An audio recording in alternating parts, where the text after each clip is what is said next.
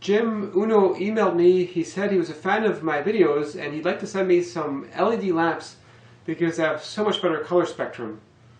Now, I'm always reluctant about taking on freebies, but I knew I had a bit of a problem because shots at my table saw, this type of spruce wood always showed up a little bit green, and I always had to fudge the colors a bit to make it look good.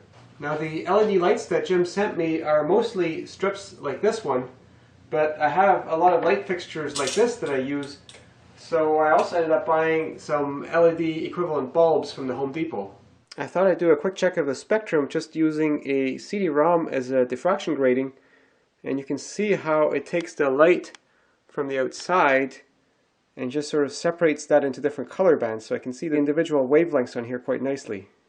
Now let's check this with a lamp here, and again, and this is interesting, you can see here there's different images of this lamp with different colors. So that tells me this compact fluorescent light that I've got in here is actually emitting light primarily at very specific wavelengths. So I thought I'd set up an experiment. This is a compact fluorescent bulb and this is an LED bulb, and I want just a strip of light exposed from each. So let's do the test with a CD-ROM again. And looking at it here, on the right we have the LED bulb, and on the left we have the compact fluorescent, and you can see the compact fluorescent has got most of the light in just a few wavelengths, whereas the LED bulb is a pretty smooth spectrum in comparison.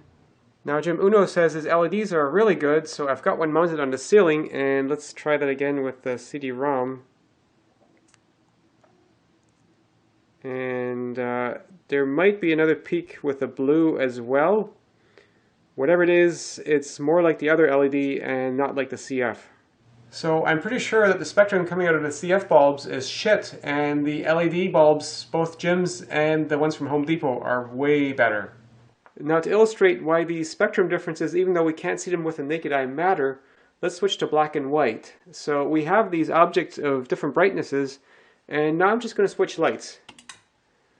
And you'll notice now the brightnesses are quite different with respect to each other. This has gotten way dark, and this is quite light. Let's switch back. And now if we look at the whole thing in color, it's obvious what the difference is. We're looking at it with red light. So the thing is, the colors that we see as red, green, or blue are actually whole ranges of wavelengths. And if the green from your lamp, for example, is only one wavelength of green, and the object is very reflective or not at all reflective at that wavelength, the green will be much brighter or much dimmer than it would be under natural light. And so what's causing this wood to show up slightly green in many of my shots is probably that it's slightly more reflective at the wavelength that the CF bulbs emit than it is at other wavelengths, so it disproportionately reflects green when illuminated with a CF bulb. The other nice thing about LED bulbs is they're more efficient. All three of these are 60 watt equivalent. This one consumes 13 watts, this one 10.5, and this one just 9 watts, and they're about the same brightness. But my understanding is that bulbs like this are actually a relatively poor match for LEDs, because LEDs are best when operated relatively cool. And if we look inside, this is the inside for one of these, we have just 8 LEDs in here, and this bulb gets fairly hot, especially because we've got the whole plastic around here. Whereas the strips that Jim sent me, I've got this one long strip. This one is 12 watts, and it's got 96 LEDs, and when it's on, it barely gets warm. So I've set up an experiment. I've got the 13 watt CF bulb here, and a 9 watt LED bulb here, and as far as I can tell, these both have pretty equivalent light outputs. They're both 60 watt equivalent. And here I've got a 12 watt LED strip, but to be fair, I blocked off 1/4 of it, so it's like 9 watts worth of LED light coming out. And looking at it from a distance, I'd say this is quite a bit brighter than either of those two. Given that these LED strips are more efficient than the bulbs and I already have them, I went ahead and already mounted some above my main work area in the shop. And the cool thing is these mount really flush to the ceiling, so I'm much less likely to hit them. But I still want to be able to control the light a bit, so some of these I've actually put on swivel mounts so I can vary where they're aiming. And I'd like to also put one back here that I can either aim at the table saw or aim into the back of the shop. So ideally I'd be able to have it out of my way here or come down like this here.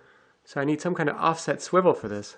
So I figure I'm going to mount this LED strip on top of this piece of wood and then attach another short piece on here and have an offset mount for the swivel. So I need to join the pieces of wood at the corner, and as usual I'll use my Screw Advance box joint jig.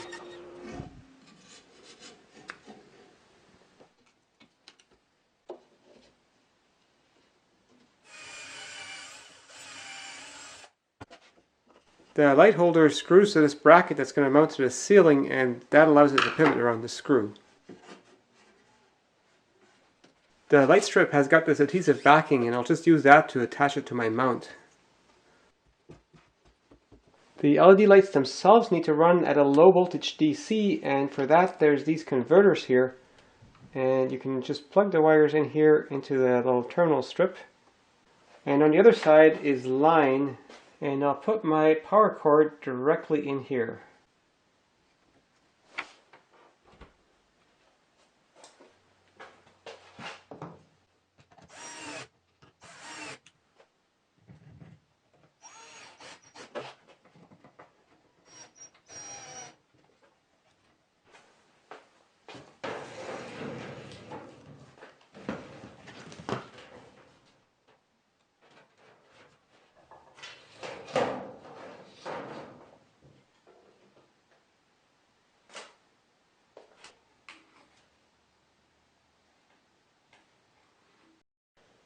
I also keep forgetting to turn the lights off in the shop, so I've been experimenting with one of these motion sensor switches, and I've just wired it in with a cable, and then that goes to this lamp here.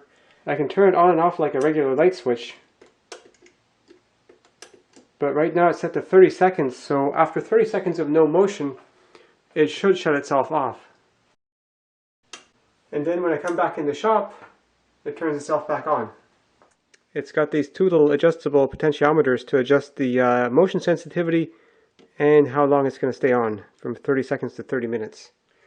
There's a couple of things tricky about this one. It does need to have ground hooked up to work at all, because it actually drains a little bit of power from hot to ground just for its own operational current. And the other thing, for the first 30 seconds after power is applied, it won't do anything. It won't switch or anything, so it's almost like it's running Windows. So give it a bit of time when you install it and turn on the power. And now after I leave the shop, the lights always turn off, and when I come back in, they turn on automatically. I love it.